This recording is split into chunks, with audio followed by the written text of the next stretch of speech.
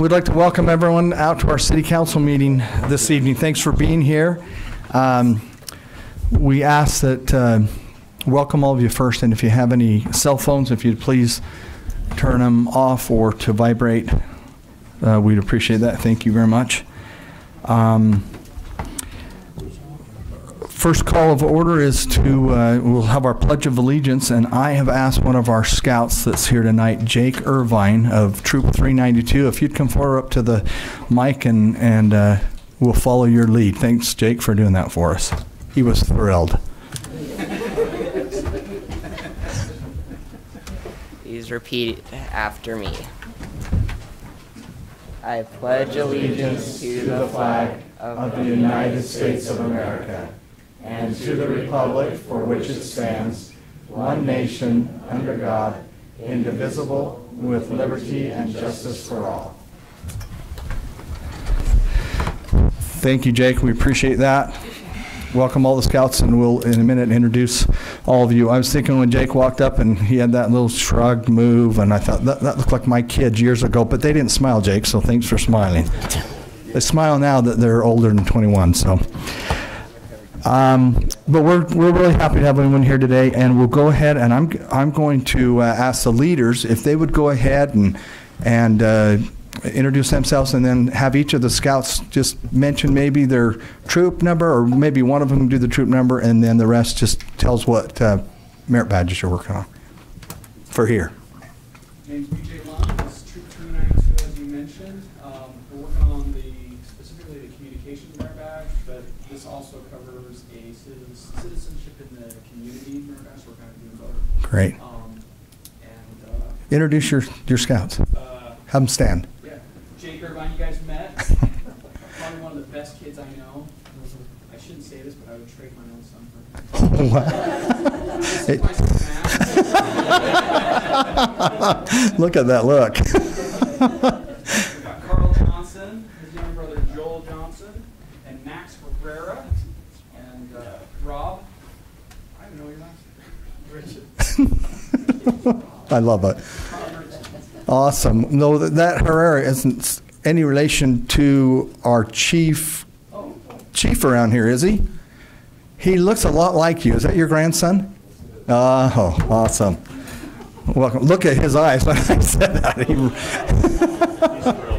Yeah, he's thrilled. Thank you for being here, and Jake, again, thanks for leading us with the pledge. Okay, our next agenda item is approval of minutes. Our council meeting for July 16, 2019. If there are questions or things that need to be corrected, we'll do that now. If not, we'll ask for someone to make a motion. I'll move approval of the council meeting minutes from July 16, 2019. I'll second. All in favor? Aye. Aye. Any opposed? Okay, thank you. All right, next we have a special recognition presentation of the Certificate of Achievement for Excellence in Financial Reporting, Mayor Camp.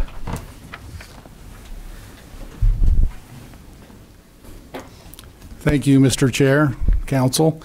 I know it's no surprise to any of you that we have once again been recognized by the Government Finance Officers Association for excellence in our comprehensive annual financial report.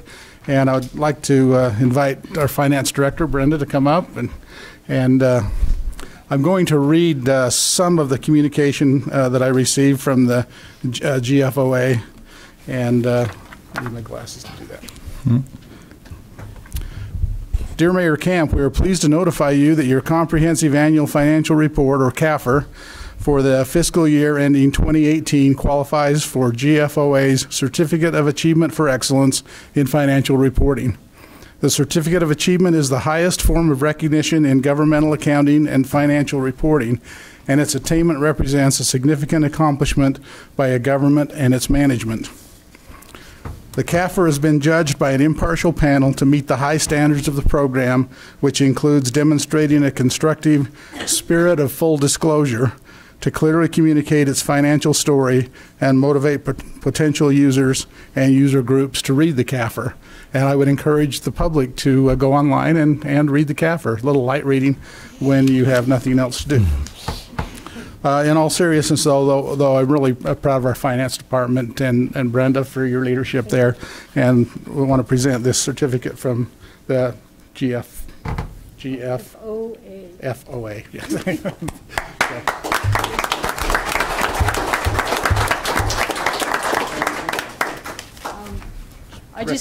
Yes. I just need to thank all of the staff and of the finance department and the staff of the AP clerks and the other departments who enter things so well and who help us with all of our accounting that we do. So thank you very much.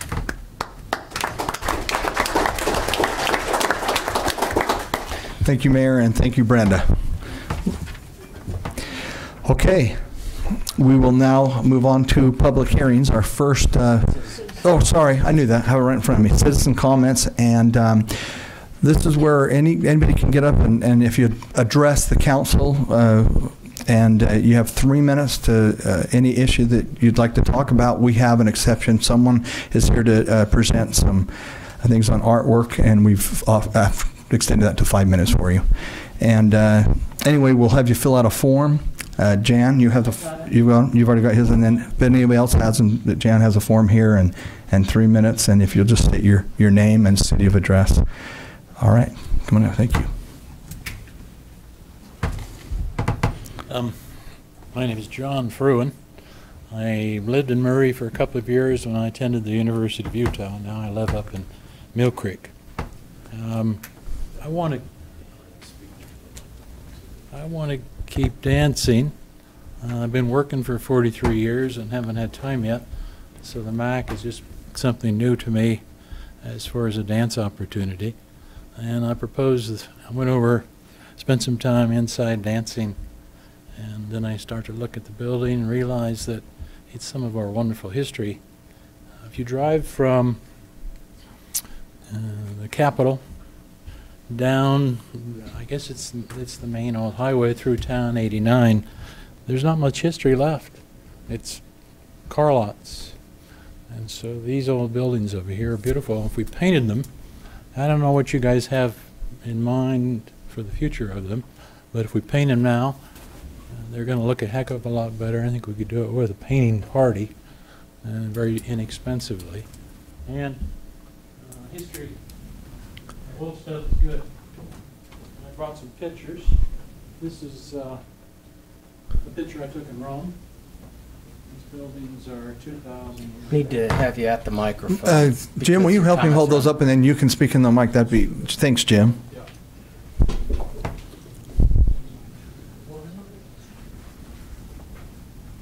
kind of want the scouts to see them over here too. I've got quite a few of them. Yeah, the only reason you have to speak in the mic is for our recorder. She won't be able to. Oh, okay. She won't know what you're saying in about a couple of weeks, and we'll be going. Here we go. This will work. So this is that's Rome. There's some 2,000, maybe 2,500-year-old buildings in there, and saving our old stuff is part of our job, I think. This is in Rome, and this is Michelangelo. He designed this building, that building over there, and he designed all these statues. So this is Michelangelo's own work.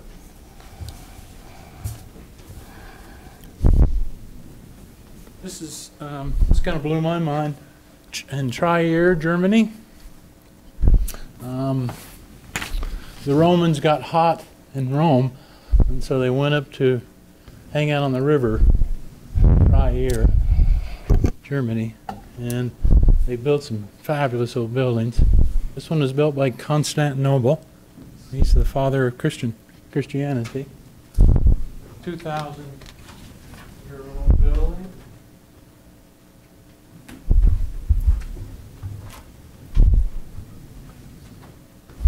This is a 800-year-old tree in Japan, Kyoto, Japan. We spent a week in Kyoto, and this, I thought that was the most fabulous thing that they had there.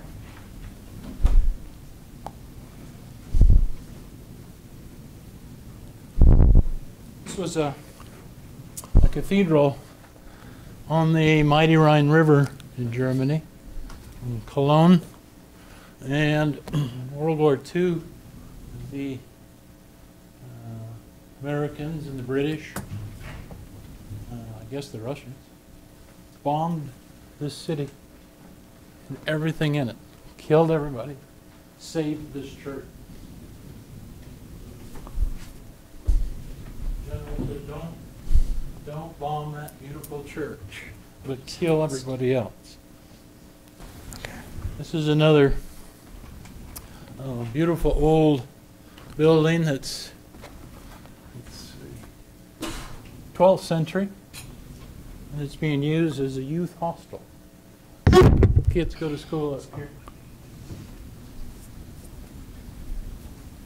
The Rhine River is kind of like a freeway, it's so big, and they have freighters, senior discount. Oh. And so, painting party. Now sit there. This little guy right here. $5. It'll hold paint for the brush, and we can get everybody hooked up with a little roller. We can do a lot of work with 30 people one day.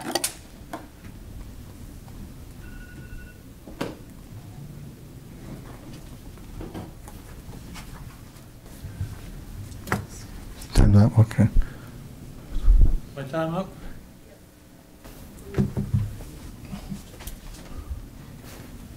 Okay, well, thank you for that presentation and this beautiful artwork. Absolutely beautiful. Thanks for being here. Okay, any other citizen comments? Come on up. How are you? Good, Brett.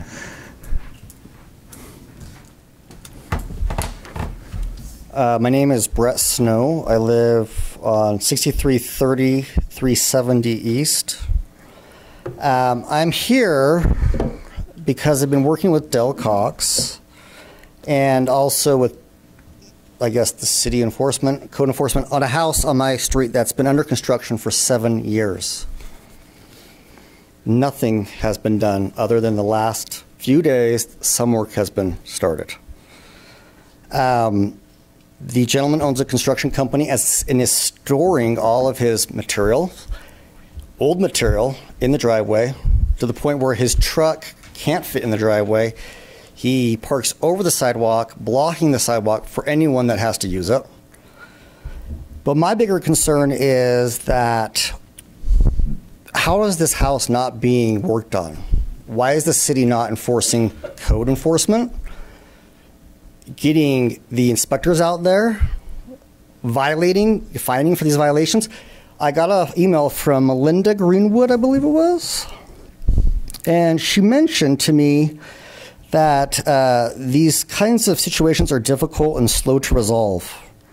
I get that they're probably slow to resolve and they're difficult, but she made it sound like that there's not much she can really do, which kind of shocks me because she's in code enforcement and economic development. Tell me the name again, sorry. Melinda Greenwood. Melinda Greenwood, yeah. Okay. Unfortunately, I haven't been able to speak with her. She did leave me a voice message mentioning that they did put in with the county, I believe it was an easement, not an easement, I don't know what it is. Like, it's a lien, but last winter, they told me that was already in place. So I would like to know, how can we get this house finished? Like, what can the city do? For someone in the zoning department to say, we can't really do anything. Then why do we have a zoning department? Why do we have codes? Why do we have any of that? Crap, I'll just let my house go to crap and leave it at that then. In fact, exact opposite. I've been dumping money into my property to get it fixed up because it was in such bad disrepair. Like, I am at my wit's end because I feel like the city has turned a blind eye to this guy for years. And quite frankly, I can't really prove it right now. But if I have to get subpoenas, I will, to see how many inspections were done, how many code violations were reported to them. Because I can tell you right now, the mortgage loan, the bank would have a tissy fit over this. So if you guys could give me some direction on this, it would be greatly appreciated. Also, I would like your support too. I would like to do a city block party. If I can get maybe the police department out there, or a city council meeting out there, to kind of unite the group and talk about issues that we have on our block.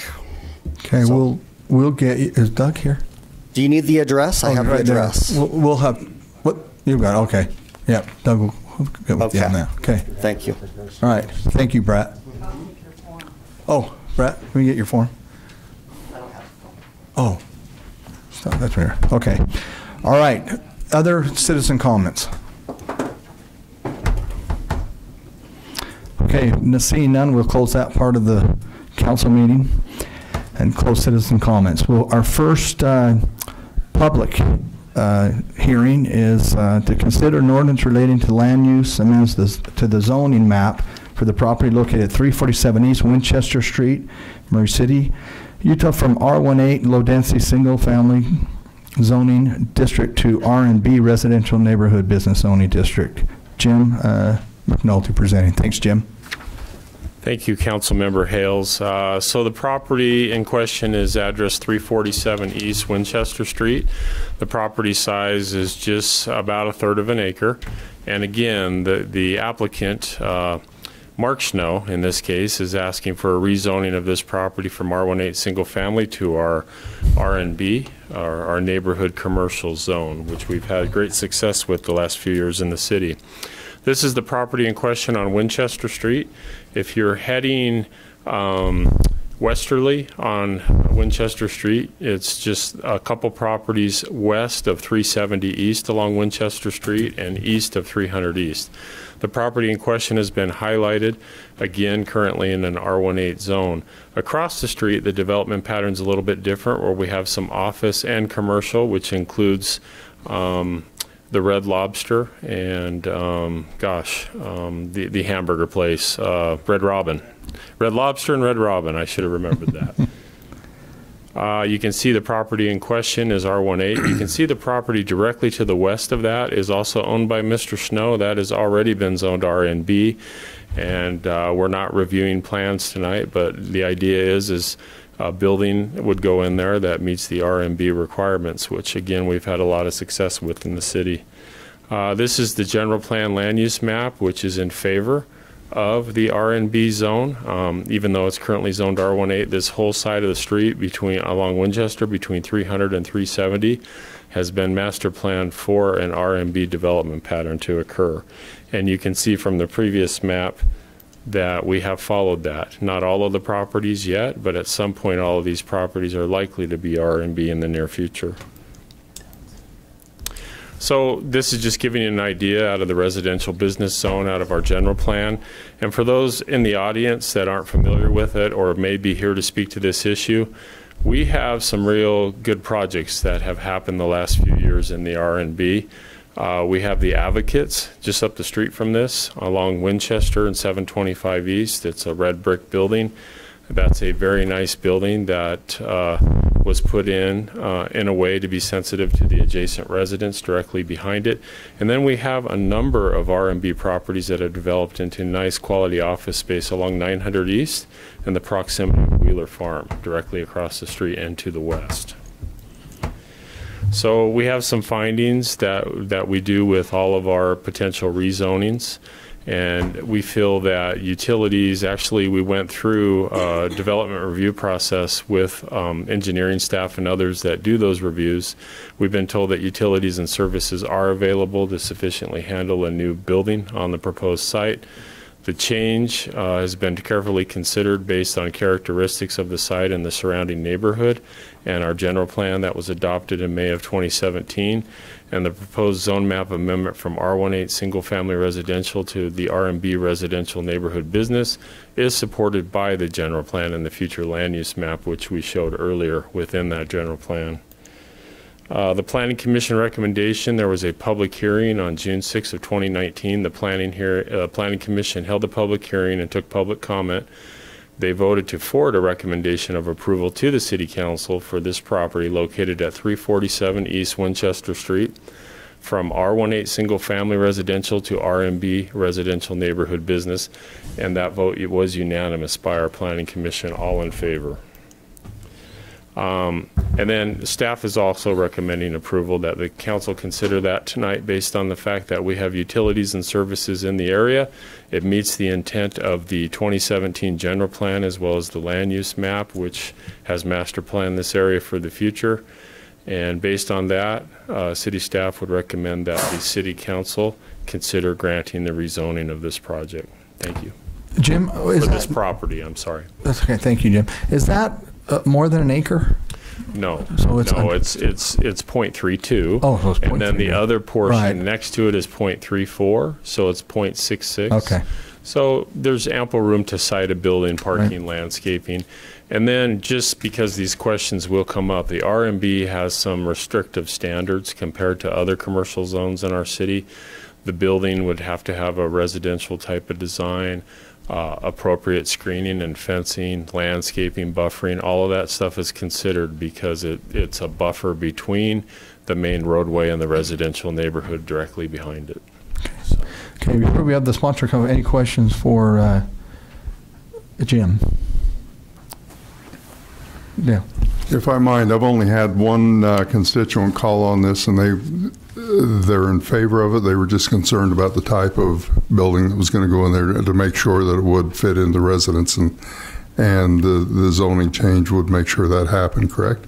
That is correct, and we will go through if a rezoning is approved and granted. The next step, the applicant would have to go through a site plan and conditional use process where we will have a public hearing, and all of that will be reviewed, and the neighbors will be invited to attend and comment as needed. Thank you. Yep. Great, thank you. Any other questions for Jim right now? Okay, is the applicant here? Mark, you're welcome to come up. It's up to you, Mark. If you.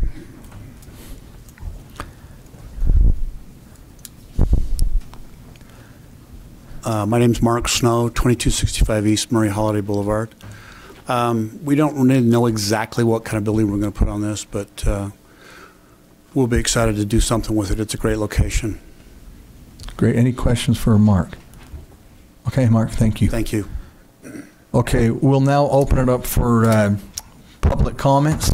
That's 3 minutes, similar to the citizen comments. And fill out a form and state your name and address or your city. Anybody here to make a public comment on this? Yeah, public comment. Okay, none. We'll close that part of the public hearing and we'll move on to the council. Any questions or besides Dale's comment there, any other comments? And if there's not, I'll ask for a motion. I'll make a motion to adopt the ordinance relating to land use, which amends the zoning map for the property located at 347 East Winchester Street, Murray City, Utah, from R18 zoning district to the RNB Residential Neighborhood Business zoning district. Do I have a second? I'll second. Jennifer. Aye. Aye. Aye. Aye. Aye. Thank you. Okay, our next public hearing is consider an ordinance relating to land use amends the zoning map for the property located at 5729 South 700 West here in Murray from R18 low density residential zoning district to the R16 low medium density residential zoning district. Jim McNulty. Thank you, Councilmember Hales. So this is the next application, and it's interesting. Mr. Snow is the applicant for this property too. So he's here twice. He's here for 2 items this evening. The property is address 5729 South, 700 East. The property is 0.36 acres in size. West. I'm sorry, 700 West. I knew that. I just drove by it today, and I was looking at it a little bit closer. So this is the property in question, and the council and others in attendance may recall that there was a fire on this property, and the house was a loss, and there were other circumstances associated with the fire there too that are quite sad. So the property has sat vacant for a number of months now. The applicant is looking to, or petitioning the council and city to rezone the property from R18 to R16. The property is a little bit shy of 16,000 square feet. So what they would propose to do is do 2 lots that are just over 7,800 square feet in size. So the underlying zone in the R18 requires an 8,000 square foot lot. And so the applicant's been working with city staff on this use of property and the idea of, rebuilding something here on this particular site. Let me grab this. And you can see the zoning. The R18 zone is there, and the properties around this site are zoned R18. And then we have some properties zoned ag, but I think there's been some recent rezonings across the street as well. So here is our general plan land use map. It shows yellow for low density residential. Just so council and the public understands, low density residential includes a lot of different single family home types, including R18, R16, R110, R112, and I believe we have a R210 zone in there as well within that low density residential zone that was identified and indicated as part of our general plan that was adopted in 2017. So this shows some of the development patterns and some of the different ideas and the zones that are allowed. Gives criteria for low density residential, again, primarily single family detached housing, and a number of different zone requirements, including agriculture, which are acre or greater properties in the city. We don't have a lot of that anymore, but we do have R110 and R112. Those are some of our biggest lots, and what that means is residential single family 10,000 square feet, residential single family 12,000 square feet, or 8,000 square feet or 6,000 square feet in size. So this is a study that was done of the area in question, and this is what the applicant and staff and others have been looking at. So we have a number of properties in this area along 7th West and Anderson within a quarter of a mile or less that are zoned R18. However, they don't meet the underlying zoning requirement of an 8,000 square foot lot. In fact, over 51% of the lots in that study area that's been highlighted in the circle are less than 8,000 square foot lots. And with that being the case, staff feels that this is a good use of property. It's an infill situation. The most that could ever happen there is 2 single family homes. They would, the idea is 2 homes, a good use of property, perhaps a couple new families in the community, and accessing off of Anderson rather than 7th West is the idea, which is a safer development pattern in this area. So we have a number of findings associated with the project, and I can't read the overhead here, so I'm going to have to look this way. I apologize for that. So the R16 zone is supported by the future land use map designation like we talked about. It allows it in low density residential. We've considered this based on the general plan and the criteria and factors and determined that it meets that criteria. We have a large number of lots in the immediate vicinity within a quarter mile or less that don't meet the underlying zone requirement of an 8,000 square foot lot in the R18. There's a lot of lots that are between 7,000 and 8,000 square feet because they were platted some time ago, 50s, 60s, and at some point in time the city came back later and placed an R18 zone on the property because that's the closest that we had available. And we don't feel that the rezone request or this petition detracts from the neighborhood or the community in general. It's staff's idea or thought that this is a good use of property, a good infill use of property to get a couple new homes within the community.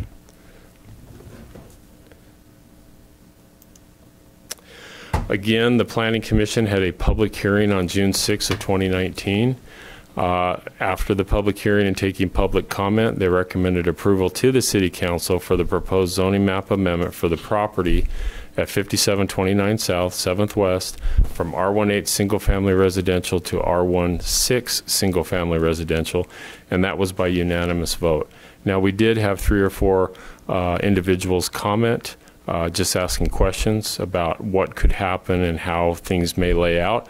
But again, we don't have a subdivision plat at this time, and that would be if the council elects to allow for rezoning to occur, that will have to go through a public hearing process with the Planning Commission, where we will have a public hearing and invite all the residents within 500 feet of the property.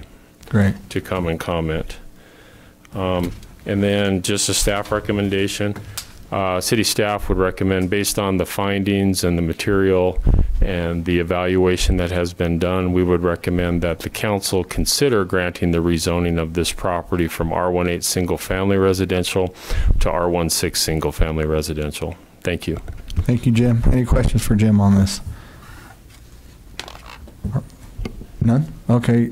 Mark, you can come back up, or your druthers, whatever you choose. Yeah, Mark Snow, 2265 East Murray Holiday Boulevard. I think it's a great location. Excited to get something built on it. Pretty cut and dried, really. It's a pretty great area. Okay. Any questions? Any questions for Mark? Okay. Thanks, guys. Thanks. Okay, we'll bring it back to the council. Any questions or discussion amongst the council? Oh, yeah, should I do that? That's probably important, huh? Let's open this for public hearing before we do a deliberation with the council. Is there anyone here that would like to speak regarding this public hearing? Okay, seeing none, we'll close that part. Now we'll bring it back for deliberation. Any comments regarding this? If not, then we'll just accept the motion. No, two real quick ones. I don't have an issue with it because it's a lot so big. You're only 200 square feet shy on each one for an R18 anyway. I read the 2 comments on access, and I understand that we don't talk about the project in a zoning issue, but I think it would be worth looking at when you do site plan review. That's all I have. Okay. Thank you. Any other comments? If not, give us a motion then. I'll make a motion to approve an ordinance relating to land use, which amends the zoning map for the property located at 5729 South, 700 West, Murray City, Utah, from R18 low-density residential zoning district to R16 low/medium density residential zoning district. Have a second? I'll second. Oh. Diane? I'll second. Okay. Jennifer? Aye. Aye. Aye. Aye. Aye. Thank you. Thank you, Jim. Okay, Jim, one more for you, huh? One more. All right. Well, this is to consider an ordinance amending Title 16 of the Murray City Municipal Code relating to subdivisions. Thank you, Councilman Hales. So this is something that's been in the works for a number of months. We've had some cases with subdivisions recently where we've had a number of residents come out and voice some concerns about a subdivision plat and wanting to do some separate meetings based on the way that our Title 16 and subdivision ordinance is currently worded, where the Planning Commission is making a recommendation of preliminary or final approval to the mayor's office, thus requiring the mayor to sign off on a final plat. In a few instances, we've even had neighbors that wanted to come in and meet with the mayor's office and go through some of those considerations. But one of the big things of change here, and something that's been allowed for a few years, is state code has provisions in place, and it's Utah State Code Title 10-9A 604 that allows for the Planning Commission to be the land use authority in this case. So for subdivision plats, for reviews and final approvals, the land use authority is the Planning Commission. So they can grant that final approval. They don't have to forward a recommendation to the mayor's office which, can create some more issues or problems. It can be done at the Planning Commission level for both a preliminary and a final plat. So we're proposing to change the language to just state that. And then also, it would be the mayor would sign a plat as a non-discretionary and ministerial act at the end, and that's accepting the land and accepting the dedication and the roadways. And that's typical. Our city engineer signs a plat, the utility companies sign a plat, and usually the mayor's the final signature before a subdivision plat can be recorded. And that's how that step works. And then we're introducing the addition of a community and economic development director. Our director is Melinda Greenwood. Previously, it just refers to director. It's not using the right wording for the position. So really what we're trying to do is a cleanup of the existing ordinance and just kind of streamline it and make it more workable. One of the other things is we've had a policy in the city for a number of years about 10 lots or less being allowed to go for both preliminary and final plat approvals concurrently. We just want to codify that and put that in the code so there's no question on that. So we're doing that. And then preliminary plat approvals as well as final plat approvals can be granted a 1-year extension. So how that works is preliminary plat and final plats are generally good for 1 year. And then the developer or property owner needs to record the plat. If they don't record their plat, then their approval expires and they have to go through the process again. So it's very common. Right now times are good and things are moving forward, but if the economy slows down a little bit, sometimes plats will sit for a while, and this gives the developer or property owner the option of applying for a 1-year extension for both a preliminary plat and a final plat, which is very common, looking at other municipal city codes or development codes.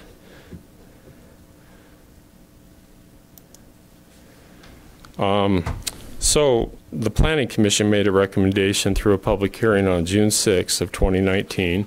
They held the public hearing, took comment, and forwarded a recommendation of approval to the City Council for the proposed amendments to Murray City Code Title 16 Subdivision Ordinance Regulations. And the staff recommendation is that the City Council consider approval of the proposed amendments to the Murray City Code Title 16 Subdivision Ordinance Regulations.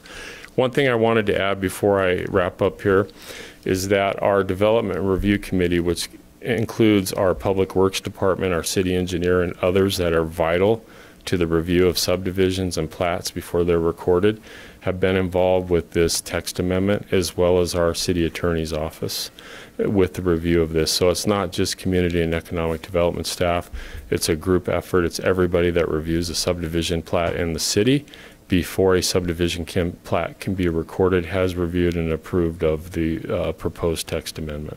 Thank you. Thank you, Jim. Can I add to that, Council Chair? Please. Hales?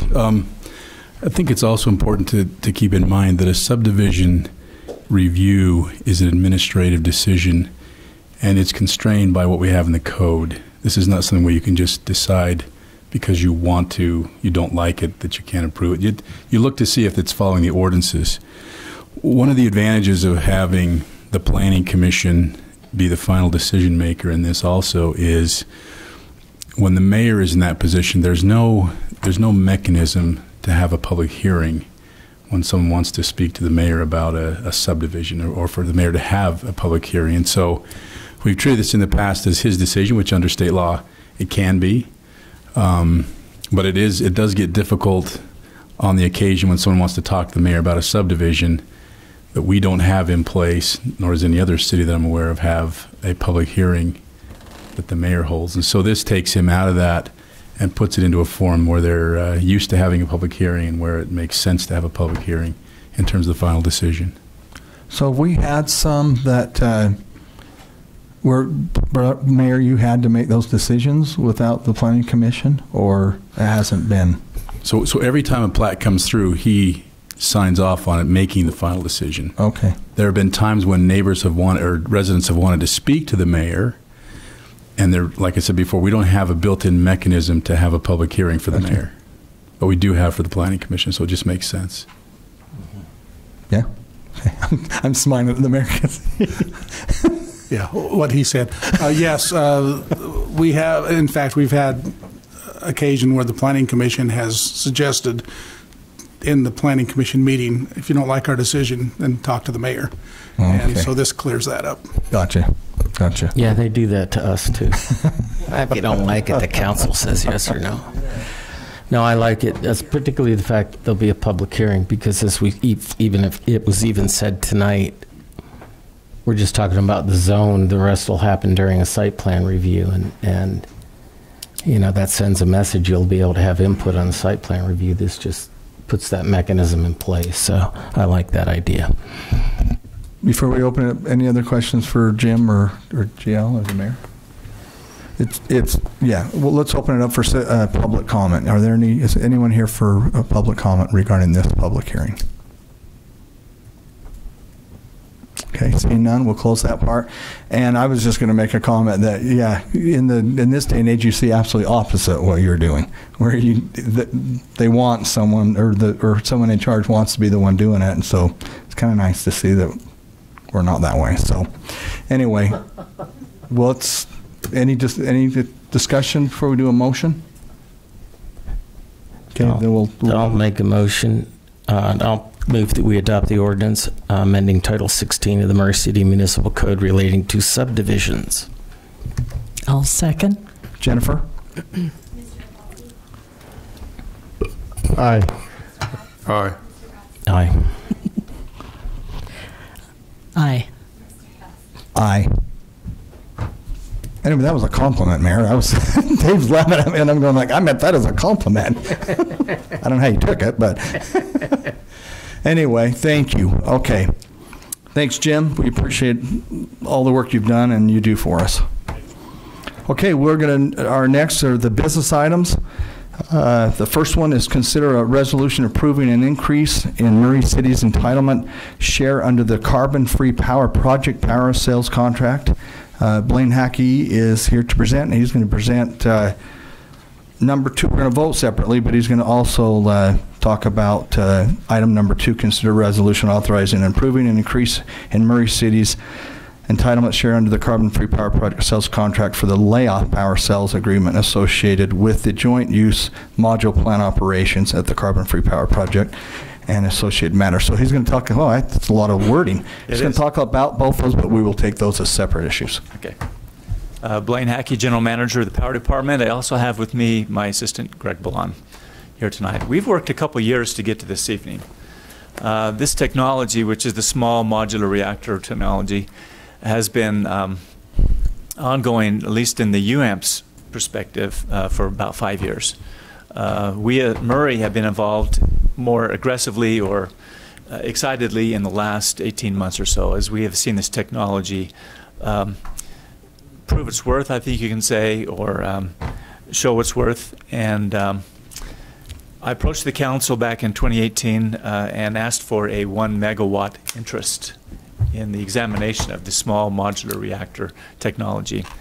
The council knows about the technology. I've approached you numerous times. You've been involved with meetings with the UAMPS group, and one-on-one I've been involved several times with each of you to talk about this technology that is proposed to be built up in the Idaho National Laboratory area west of Idaho Falls.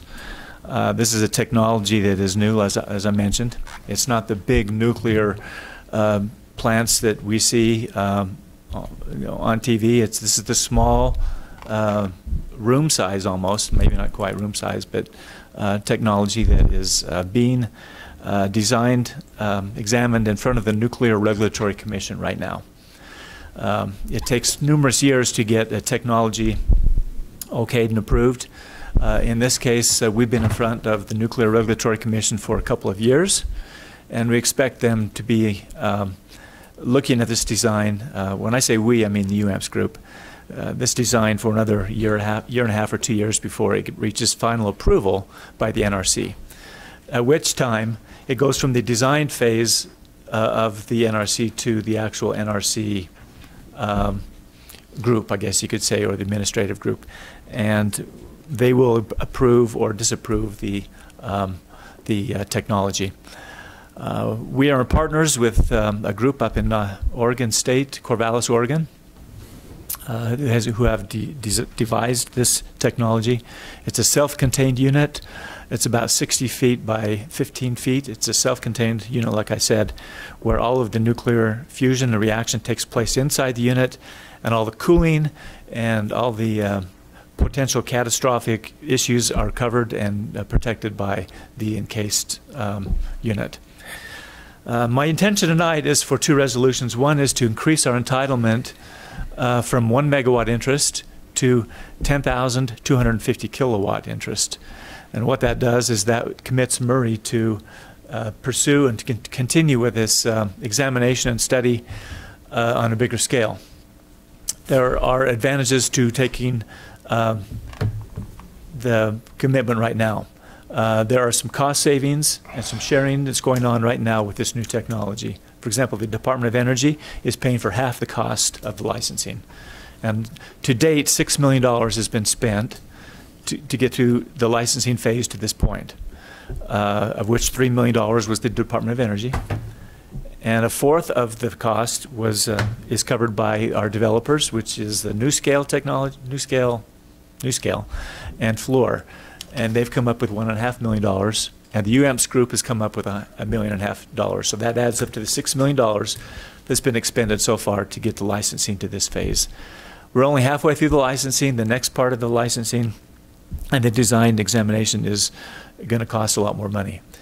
By us increasing our megawatt interest in this to about 10 megawatts, puts Murray at an $800,000 interest in this. You know, that's what we're committing to. It's $800,000 to get us to the next phase. It sounds like a lot of money, but in the big scheme of things for power departments, when we go out and look at resources, we talk in the millions of dollars, not the tens of thousands of dollars. And it's kind of a bigger scale thing. Is it a commitment? Yes. Is it a concern to us? Yes. With a new technology, it is a concern to us. But I have included a memo in your packet that hopefully you've read. It's fairly lengthy. I'm sorry. It's about a 3-page memo that kind of tells you what I think about the technology. At first, when the technology came forth 3 or 4 years ago, I was very skeptical and worried about it. And that's why I really didn't bring it to the council a couple of years ago, because it is first off-the-shelf technology. But as I've been around the UAMPS group and I've been around the vendors and the suppliers from the Oregon State University, it's a technology I think that's exciting, and it could be a game changer for the entire world. If we can get small modular reactors of this size, it's a game changer to developing countries and as well as America as well. The second resolution I'm bringing forth tonight has to deal with what we call the JUMP program, and that was the mouthful you said, Brett, that big long. What that enables us to do is that after 10 years into this project, the Department of Energy is going to turn one of their modules, and the modules are 60 megawatts apiece. After 10 years, they're going to turn that back to the UAMPS group and say, we've done our study, we've done our exam, we've paid the debt on it, we're going to give it back to you as a partnership. What this resolution does, it enables us to be involved with that payback or that callback possibility. And so we're going to get some more kilowatts after 10 years. And we're talking the year 2035-ish. I mean, we're not talking right away. But in 2035, we're going to get approximately 4,000 extra kilowatts back to us that the Department of Energy has already paid for, at least the debt service part of it. And so I guess when all is said and done, I'm asking for a 14 megawatt commitment. The 10,000 with the increased entitlement, and then approximately 4,000 for the we call it the JUMP program. It's a joint use, whatever it was. I'm gonna write that. So those are the two resolutions I'm asking for. You know, I've talked to you all. My concerns are deep, like yours. We do have off ramps, and if I'm most comfort with this project is that we have a couple of off ramps where we can back out of this in our commitment, if the possibility, if we see it. We have given the developers the goal and the requirement that it has to meet certain requirements, and one of those is a $65 a megawatt hour price. And that's a market price.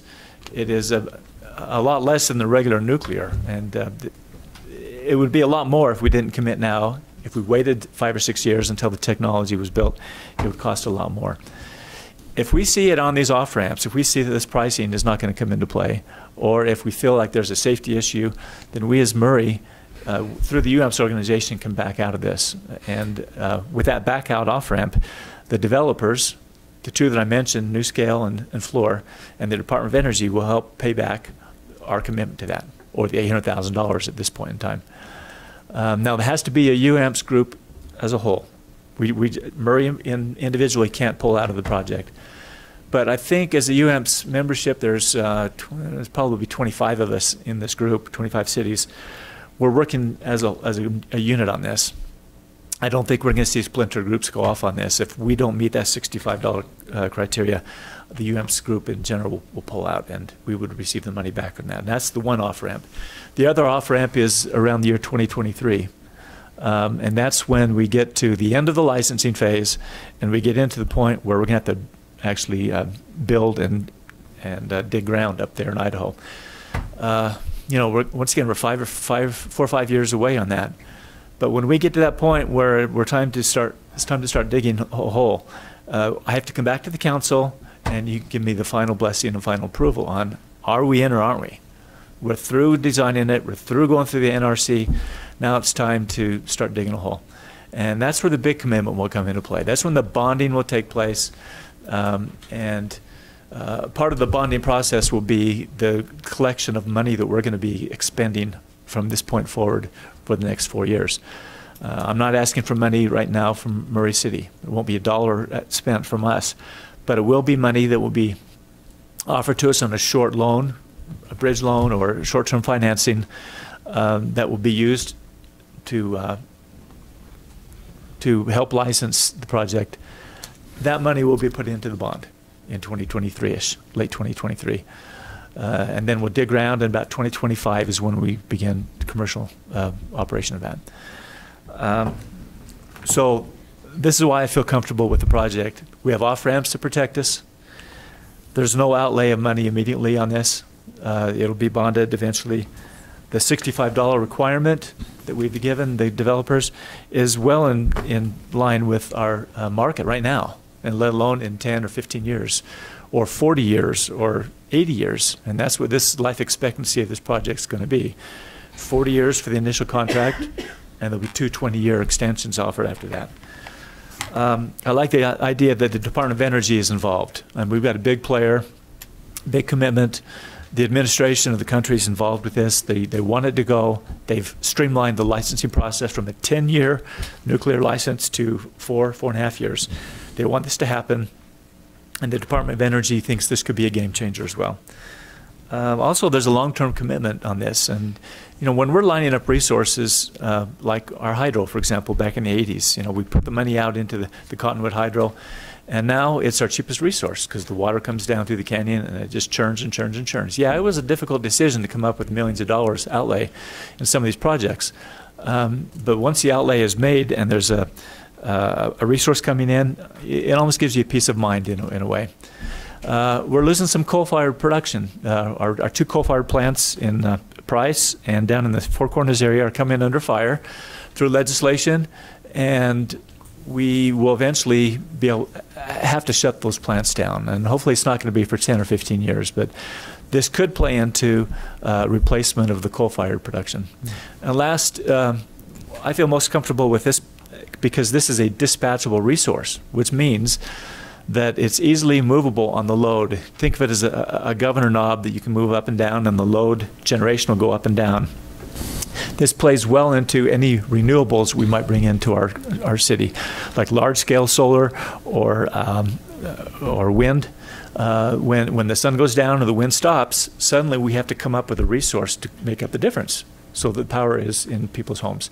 And this resource would give us a very fast turn of the knob, you might say, and we will replace the cloud cover that comes over the community suddenly, or the wind that stops. So dispatchability is huge in this. Some of the resources we have can't do that. For example, the coal plants, they are so big and so lumbersome, is that a word? that they can't make the quick moves on a governor like this can. Now, to play the devil's advocate a little bit, if we decide not to do this, council, there are ways we can get around this. And but they all pretty well rely on the market. What's the market going to do? Do we dare rely on the natural gas volatility pricing market? We can. You know, we can stick our neck out for 30 years and hope the natural gas prices don't go up. Can we cross our fingers and hope that the coal-fired plants continue to pump out electricity for another 20, 30 years? Yeah, we can, but all roads are leaning to coal-fired plants in 30 years are not going to be pretty well non-existent or very under stringent requirements. We can get around this, but my recommendation would be let's get involved. It's an exciting resource. 10 megawatts is not huge. It's about 7 or 8% of our energy needs. And it's a price that is at or close to market. I've mentioned our landfill facilities where we capture the methane and make electricity is already more expensive than this resource. It's in the $70 range per megawatt hour, and this is a $65 range. So with that, Brad, I would recommend both resolutions be passed. One being we increase our entitlement from 1,000 kilowatts to 10,250 kilowatts. And the second resolution would allow us access to the JUMP program, or that energy entitlement or percentage that we will receive in 10 years when the DOE turns their module back into the UAMPS group. What was that number again? From 1,000 to what? 10,250. From 10,000 to 1,000 to 10,250. And we say 1 megawatt to 10 megawatts. We round it. Okay. We go 250 because of administrative reasons in the UAMPS group. Gives us a little bit more of a voting power if we have that extra kilowatts. Okay. All right. Questions for Blaine? Oh, yeah. Is this 800,000 coming out of the power fund? Yeah, right now it's going to be a short-term loan through the UAMPS group. Okay. It's an $800,000 commitment from Murray, but it's not money out of our coffers, and never will be, hopefully. It'll come from the power It would come out of power fund if we had Okay. to pay for it. But Good. we're hoping to put that into the bonding of the plant Right. in 2023-ish. Okay, that's very For now, helpful. we're floating a loan through the UAMPS group to get this through the licensing phase. All right. Thanks, Blaine. No more questions? I have comments. Yes, quick comments. Comments.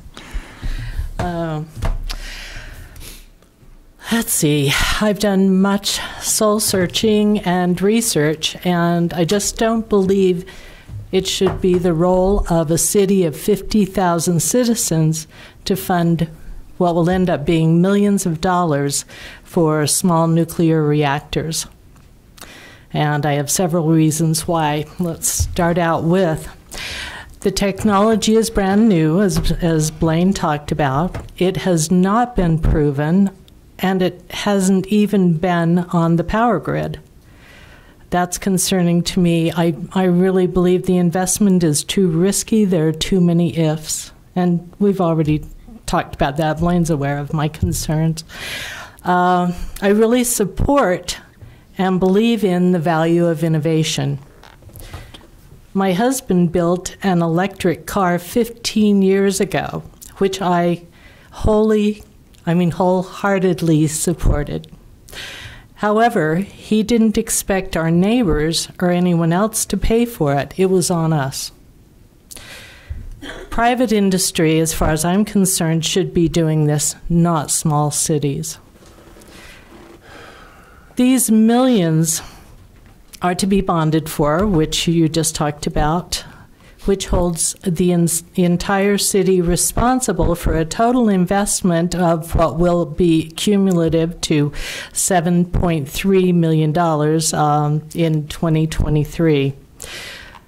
A third of my district, including me, is not able and probably will never be able to have the advantages of Murray Power. However, we will be responsible for that debt. I don't believe this is fair or right. Is that wrong? Am I incorrect? That's wrong. The power department's an enterprise fund. The general fund doesn't carry the debt. The power But department does. if it's bonded with the city. No, it's holds bonded with the power department fund. Oh, it's just with the power department? You're right in the fact it's 7.3 million. To get us to the point where we actually dig a hole in Idaho, we're going to be into the $7 million. Right. But expensive it's all to get under a the nuclear enterprise license. fund, correct? It'd be through the power department. Yeah. Yeah, that's enterprise. Okay, so then the rest of the city will not be responsible if something happens to this, then it would just be the power department? The city would not have to back that up at all? I don't think it's a general fund commitment. I think it's a power fund, but I don't know, Diane. Okay. I don't know. Yeah, that's a concern. I believe that, as you already mentioned, Blaine, that we have other options. More investment in renewable energy, and you're already doing that. Further developing the assets that we already have. You talked about that as well.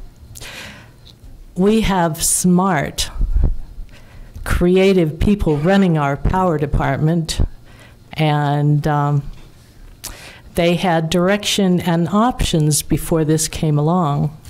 And I have no doubt that they have future options, one of which we talked about, that the Committee of the Whole on the drawing board.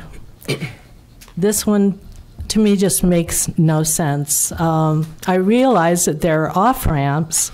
However, 51% of the cities, right, have to vote in favor of getting out, right? Is that, It's am a I simple majority understanding? for the UAMPS group to either stay in or go out of the project.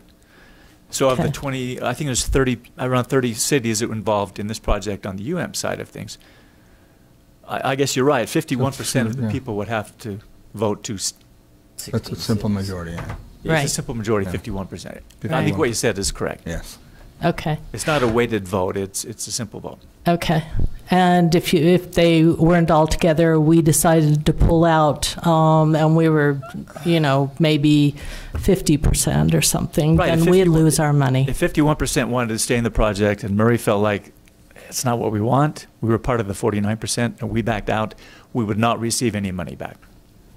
That would be the. So we wouldn't be obligated into the future, you're saying, with the rest of everything? Diane's talking about the 800, or how much? The 800 800,000. Yeah. If we meet the 828. off-ramp in end of 2020 of next year, we've already expended $800,000 into the licensing. We determined Murray, individual, we don't want to get involved.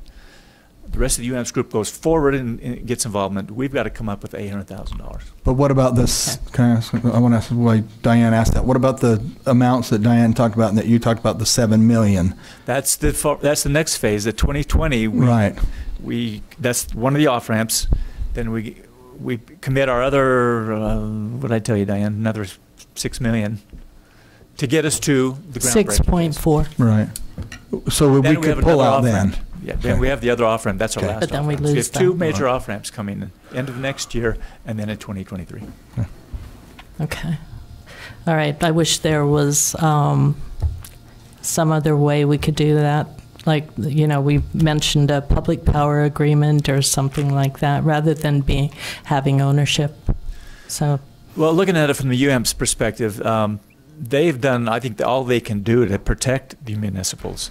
If we were to do this on our own through the UAMPS group, we would be in for $6 million already. They have approached the DOE to come up with half the money. Holy cow, that's a pretty good deal.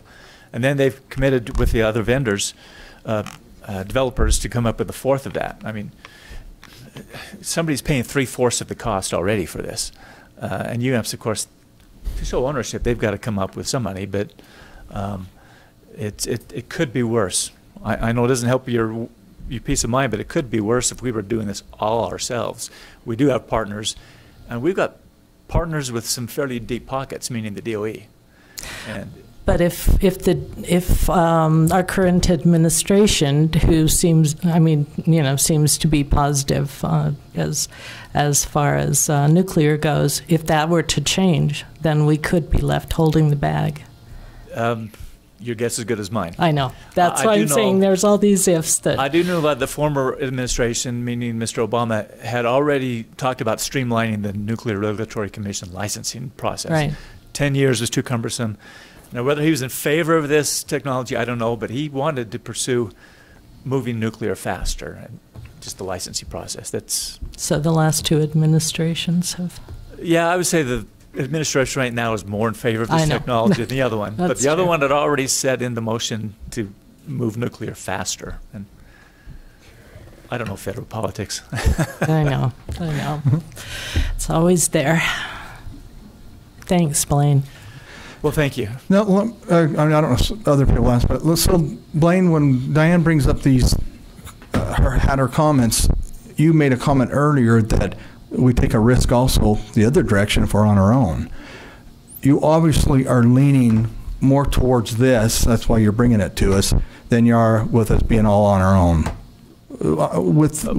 You talked about if we're not part of this UAMPS and going if we forward didn't with pursue this. the UAMPS SMR, we have other options. And I mentioned those. It was right. The natural gas volatility. It is what's the market going to do, and those types of things. So there's risk there also. Sure, yeah. Or in fact, there's risk, and obviously there's risk in everything you do. When Sure. I mentioned last time I was in front of the council on July 16th when we bought the power department in 1913. That was a risk by the people here. This is a smaller scale, I know, but there's risk in everything we do. Greg and I take risks when we buy power every day. We buy power the first of the morning. We put out $30,000 to buy power for the afternoon, and we take a risk that the cloud cover is going to not stay because we're expecting air conditioning load to stay high. If we bought too much power the first of the day, we're gonna lose our shorts, you might say. We do that every day, but smaller scale, I know, but we take risks every day. Okay, other questions for Blaine or comments? Yeah, I'd like to just speak for a few minutes. We've followed this for probably 18 months now, I think you said. Sure. And we've heard from both sides of the issue. We've heard from environmental groups that aren't in favor of nuclear energy. We've heard from experts as far up as a young lady that worked for, I think, two very environmentally friendly administrations and headed the EPA. And in her opinion, this has to be part of your portfolio if you're going to go into the future with carbon-free energy generation. And I just think one thing I've learned about this council, and I've learned while I've been here, is something you said a few minutes ago is a risk for the council in 1903 or whenever they bought the power company. It was a risk when we put money into the hydros. It was a risk. Everything has a risk. But we've heard from experts on both sides of the issue, and I appreciate Diane's concerns. But the experts that I have the most faith in are sitting right here, our power company. And we need to think about the lights being on not only today and tomorrow, but in 2040. And the further behind the eight ball, we all know coal is going away, and probably rightfully so. We all know there's new technology coming, but I don't think we should put all our eggs in one basket and hope that batteries are here so we can store energy, any type of other new technology. It's going to be here, and in 2040 it may be here, but this isn't 2040. And it's this council's duty to make sure that in 2030, 2040, the lights come on in Murray. And I think this is, nuclear energy scares everybody, but I think this is being looked at as a new technology. I think this is something that, if it works, could be the future of carbon-free emissions. All energy has its carbon footprint, whether it's solar, whether it's wind, whether it's whatever it is. We have Kennecott copper up here, a big hole in the ground that we get all the materials for the panels. So there's an environmental impact on anything we do. But I think this is a way to move forward, and hopefully this technology works, because if it does, it'll be groundbreaking. And if it doesn't, I think we've taken as much of the risk out of it as we possibly can. But I take yours and Greg's and the power company's recommendations along with the other recommendations very seriously, and I think it's the way to go. Other comments? I would concur with Councilman Cox, and I'm prepared to make a motion if you're ready, Mr. Yeah, I think Jim wants I've to. got a couple of things to say. I've been in the power industry. Hadn't planned on it, but I've been in it for 45 years, mostly with public power, but calling on large-scale utilities also. So I've got a lot of knowledge in this industry. I'm a big fan of clean air. I have asthma. When we have inversions, I have trouble breathing. Comes from my children giving me chicken pox when I was 35. I have solar panels on my house. I have a 4.8 kilowatt installation. And I did that because I knew at some point I would have to make a decision on the city council on how to charge for solar panel rates and look at other renewable energy. And when I put the panels on, I told Blaine, I said, look, you can put whatever equipment you want in my house to monitor my generation so that you can see what the load curves are. I'm actually looking at them now. I can pull them up on my phone, my iPad. If I could throw them up on the screen, you could see it. I pulled up August 1st.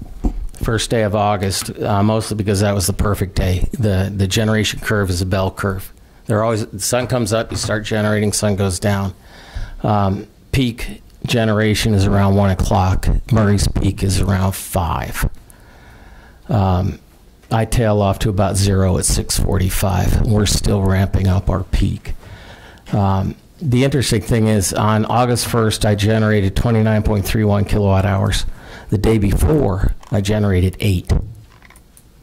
The difference has to be made up somewhere. And right now, I believe the majority of our generation in our portfolio mix is coal. So the difference is coal, and they're finding that out in the East Coast now.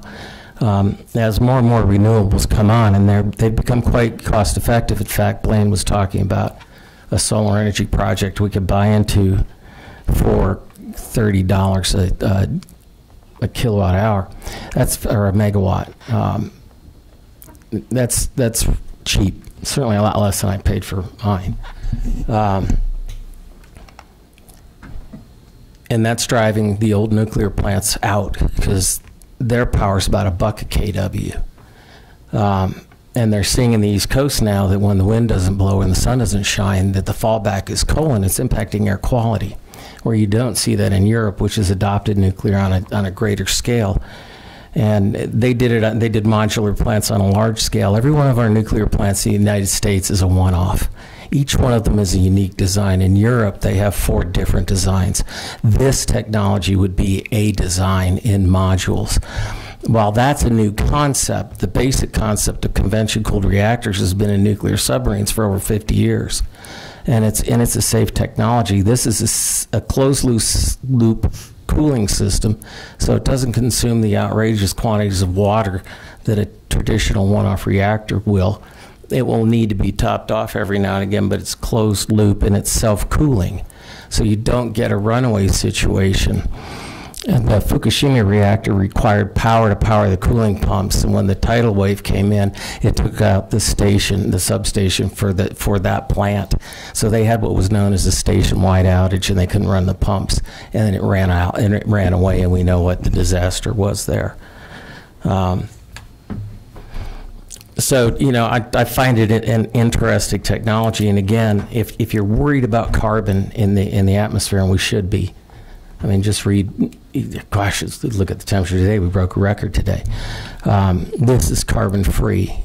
Natural gas is cleaner fuel, but it's 50% less emissions than coal. I tell people if I drop a 10-pound bag of flour on your head or a 5-pound bag of flour on your head, either way it's going to hurt. But 5 pounds is half of the 10 pounds. Well, half the emissions is still polluting the atmosphere.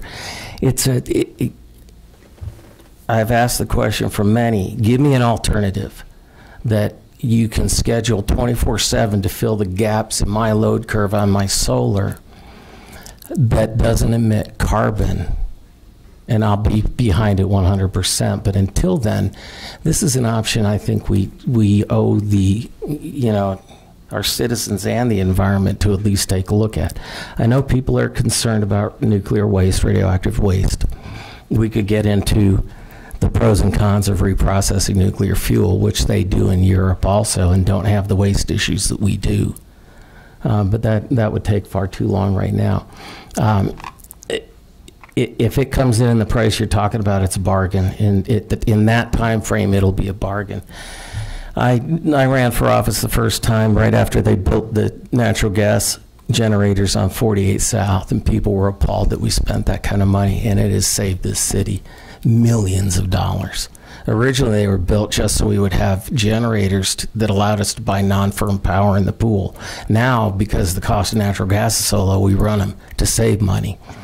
And again, we took the risk. We invested in a power plant, and it saved us money. So it's not, we're doing that with IPP. That's frankly, in my opinion, a risk I would rather not take. But because again, I think natural gas will ultimately go the way of coal. And I'm concerned that we're burning so much in power plants that we use the energy that we use to heat our homes. And what are we going to do when it runs out? So just my short opinion. Okay. All right. Are you prepared for a motion? Sure. Yes, there's no more comments. I'll make the first of two motions. You want to make a comment? You can have discussion on the motion. We can have discussion on the motion. Yeah, sure. Yeah, please. After we have a second. Okay, I would make a motion that we approve a resolution for an increase in Murray City's entitlement share under the carbon-free power project power sales contract from 1 megawatt to 10 megawatts. I'll second that. 10,250 kilowatts. Okay, thank you. We don't have any comments. From 1,000 kilowatts to 10,250 kilowatts. I just amended my Sorry, motion. it's just a minor. That's fine. Thank you. Terminology. We got Okay, it. so before the That's vote, good. you want to have a discussion? Yes. Yes. Yes. I mean, obviously, I'm in the minority here, but I still have concerns. I just don't think it's the most responsible thing we can do with our funding.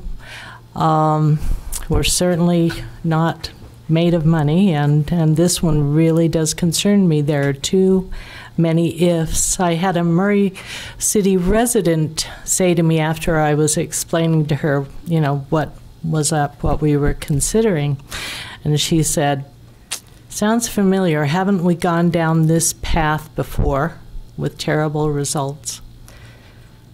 Anyway, I just don't think it's the right thing for Murray. So that's it. Okay, I'll call question on the motion.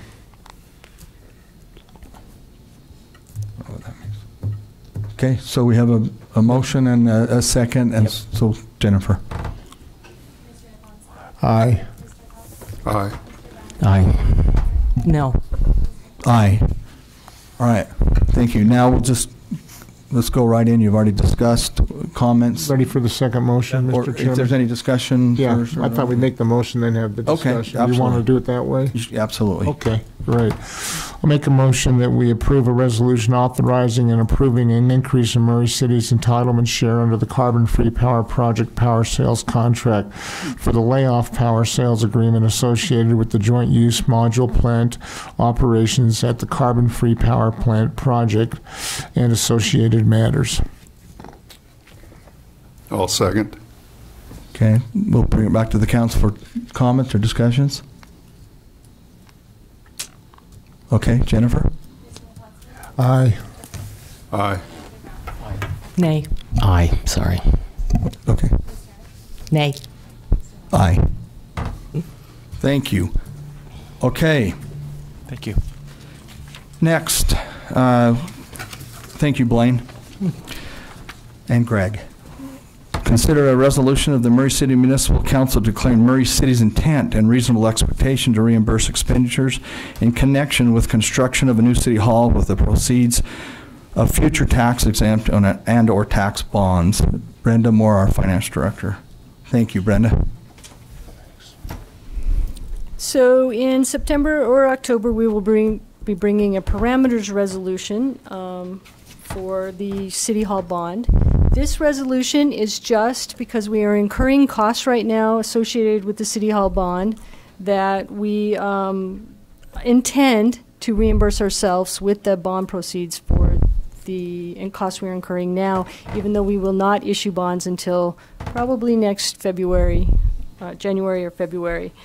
The federal government has some very strict guidelines, and one of them is that you need to just state your intent that the costs we're incurring before we issue the bonds can be reimbursed through the bonding system. Okay. Questions for Brenda?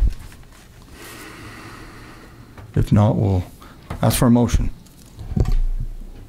I'll make a motion we adopt the resolution of the Murray City Municipal Council declaring Murray City's intent and reasonable expectation to reimburse expenditures in connection with construction of a new city hall with the proceeds of future tax-exempt and/or tax credit bonds. I'd second that. Jennifer? Aye. Aye. Aye. Aye. Aye. Thank you. Brenda, thank you. Our final one, business item number 4, consider an ordinance amending sections 2.66.020, 2.66050, and 2.66.060 of the Murray City Municipal Code relating to the elections, and our very own Jennifer Kennedy. Thank you. These were just to reiterate the changes we went over at the Committee of the Whole a few weeks ago. They include that if an individual is going to be out of town during the declaration of candidacy period, they can now have designate an agent to come in and declare their candidacy on their behalf. We're going to take out the requirements of the nomination petition because now a single person can nominate someone to run for office. And we're going to take out the section about appointing judges for the local elections because the county takes care of that for us now. So I can answer any questions. Any questions for Jennifer? We appreciate you explaining all that for us in the Committee of the Whole. Thank you. So any discussion with the council or motion? I will make a motion to adopt the ordinance amending sections 2.66.020, 2.66.050, and 2.66.060 of the Murray City Municipal Code relating to elections. Second? I'll second. Okay, Jim Ross. Okay, Jennifer? Aye. Aye. Aye. Aye. Aye. Thank you, Jennifer. All right, we'll now turn the time over to our mayor. Thank you. I'll be brief. Just a couple of things tonight. As you all know, Jennifer Kennedy here sits on the board of directors of the Utah Community Action Program, and so I hope I don't steal any of your thunder here, Jennifer. But at the invitation of Utah Community Action, I spent some time this morning at their facilities and looking at some of their processes and programs, and learning more about them. And the reason I bring that up is that we talk quite a bit, or we have talked recently about the HEAT program and that being available to our citizens who need it. And I thought I found it interesting. I thought you might also that the information that I got this morning, and this is just for Murray City, between July of 2018 and June 30th of 2019, so just this last fiscal year, there were 1,821 individuals in Murray who received heat utility assistance, and I think that's significant. And so I thought you would find that interesting, and so the heat program is being utilized in Murray. I also found it interesting that there were almost 1,800 individuals who also received emergency food supplies from Community Action during the same time frame. So those needs are here in our city, and I appreciate the Community Action Program for their assistance. Also, on the Vine Street project, Vine Street will be closed both directions at 1100 East beginning tomorrow, Wednesday, August 7th through Friday. And so all the addresses will be able to be reached on Vine Street, but you won't be able to get through. So from 1100 East, if you're looking for an address that is west of 1100 East, you need to access from 9th East, and east of 11th East will have to access from 13th East. So just wanted to make you and the public aware of that. That's to accommodate sewer and manhole work that needs to be done. And finally, I just wanted to mention to the council that we are aware of the home and that was brought up by Mr. Snow on 6286 South 370 East. I don't know what's gone on over the past 7 years, but it is on our radar, and we are working on it. And there is a process to be followed, and so we are working on that. So I just want to make you aware of that is on our radar. So that's it, unless you have questions. Any questions from the mayors? Oh, okay, thank you, Mayor. Thank you, everyone, for your attendance, and this meeting is adjourned.